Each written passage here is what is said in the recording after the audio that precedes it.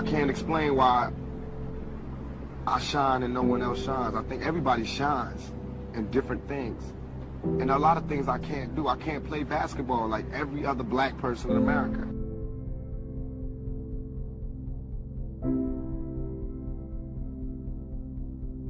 You were at one point, sleeping on a bench in Marin City, California. Yes. I call it ghetto gospel. That's when people, look and see something in you, and they might give something, don't know why they're doing it, but they just do it. So whatever I do, good or bad, it's got me out of where I was. It's got me out of the jaws of death. So now that I'm out of the jaws of death, I don't mind all the foggy breath from the people who don't like what I said to get out of there. I'm just happy I'm not there anymore.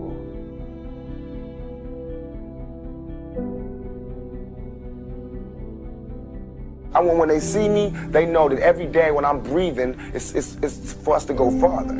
Every time I speak, I want the truth to come out. You know what I'm saying? Every time I speak, I want to shiver.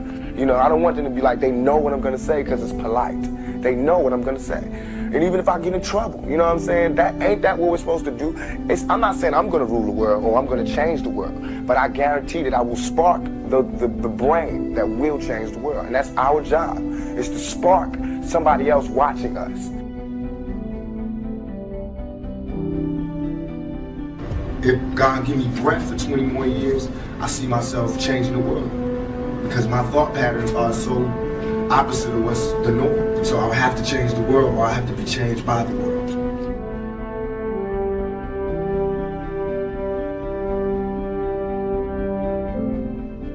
Everybody's getting pimped. Whether you work a 9 to 5 or whether you work for yourself, you're getting pimped by somebody. That's not the crime. The crime is how long you allow yourself to get pimped. You have to come up. Everything is a come up. Everything is a struggle. You start from the bottom, working to the top.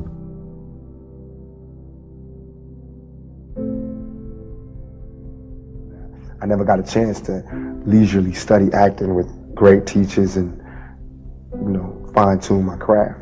What I did do, though, was throw myself into the streets and learn as many experiences as I could. So now that I have the opportunity now to relax, exhale, and actually work on the craft, I have so many things to draw from, and it makes it where I'm comfortable now with this, where I wasn't doing those other movies. It was just like a hobby.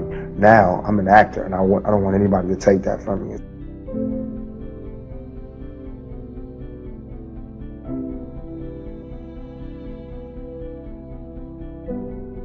We only got 2 weeks to do this whole album, complete it, mix it down and everything. We don't have time or the luxury to spend all of this time doing one song. We don't have it.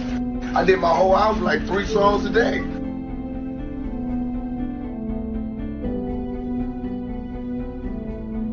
We got to stand up at some point and just stop stuttering. Like Sister Soldier says, I give a maximum props. Stop stuttering, stop knee buckling, and just say what you mean and say it loud. So everybody hears you can only be wrong once. But all this cowardly lying, standing behind the speaker stuff, we got to come out and say what we got to say.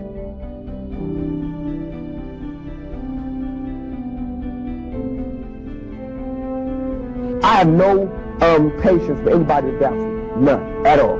It's too hard out here. I have no fear. I have only ambition, and I want mine, and I will do anything to protect and feed my family.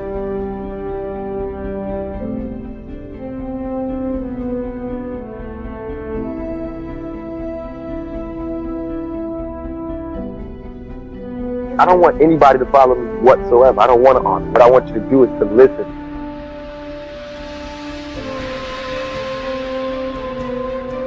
Tupac, your life has been marred by considerable pain.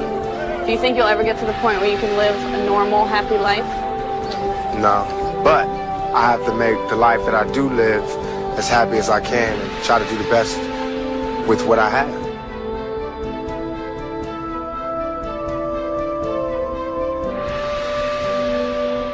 We can do anything. We can do that. I'm not saying this, I gotta say this again, it's not black against white. When I say we, it's the good against evil. You know what I'm saying? And what I mean by we can take anything we want, we can have anything because it belongs to you. If you're right and you got good on your side, I really truly believe that nothing can stop you.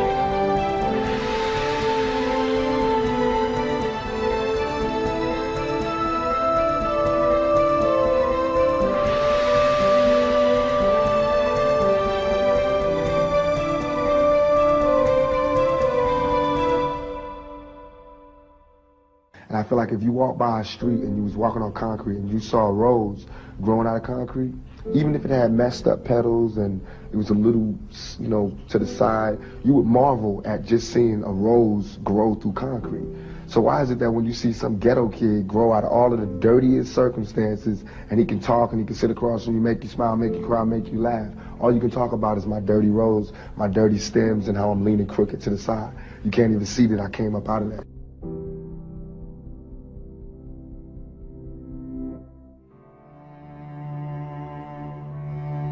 Because this world is such a, and when I say this world, I mean it. I don't mean in an ideal sense. I mean in every day, every little thing you do. It's such a, gimme, gimme, gimme.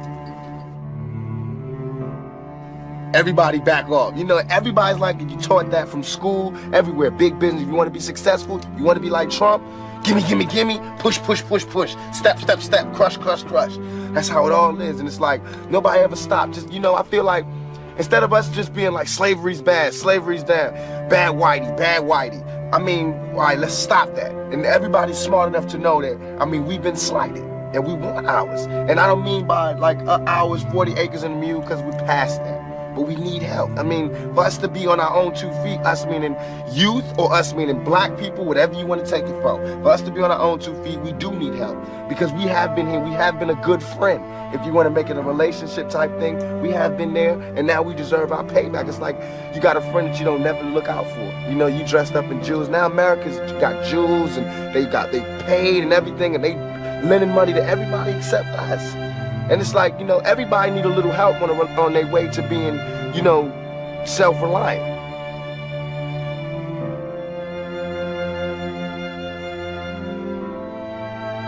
I mean, if this is truly a melting pot in the country where we care about it, and Lady Liberty got a hand like this, she really loves us, then we really need to be like that.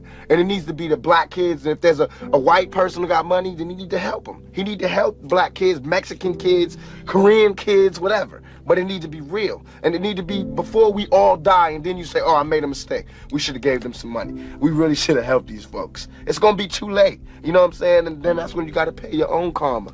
And that's when God make you punish. When God punishes you. Because I feel like, you know, it's too much money here. I mean, nobody should be hitting lotto for 36 million and we got people starving in the streets.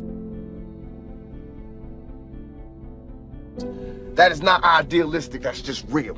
That is just stupid. There's no way Michael Jackson should have, or whoever Jackson, should have $1 million, $1 billion, and then there's people starving. There's no way. There's no way that these people should own planes and their people don't have houses, apartments, shacks, drawers, pants.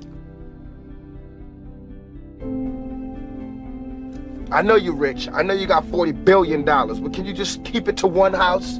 You only need one house. And if you only got 2 kids, can you just keep it to 2 rooms?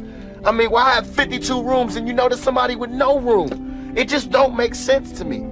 It don't. And then these people celebrate Christmas. They got big trees, huge trees, all the little trimmings. Everybody got gifts, and then somebody's starving. And they're having a white Christmas. They're having a great Christmas, eggnog and the whole 9. That's not fair to me. I think that when there's hopelessness, people revolt. Because it's like there's nothing that's like, you know, it's like we're going, is America gonna help us ever? You know, because I mean, we know for a long time they haven't. Are they ever? And it's like all these things are showing us no. And you know there's somebody going, no, they're not gonna help you. No, they're not gonna help you. And then of course, we seeing, no, they're not helping us. All BS aside, it all comes down to we got to survive. I mean, even warriors put their spears down on Sundays. We got to survive here in this country. Because I'm not going back to Africa. We got to survive here. For us to survive here, white folks, black folks, Korean folks, Mexican folks, Puerto Ricans, we got to understand each other. We got to take a bigger chance. And when I say Americans, people think I'm talking about Uncle Sam. I mean like actually Uncle Sam with the gray hair and the flag. I mean you, the guy, you know, you, the mechanic, wherever, you. I mean, you need to do something. You need to check yourself and see how racist you are. You know what I'm saying? It's real.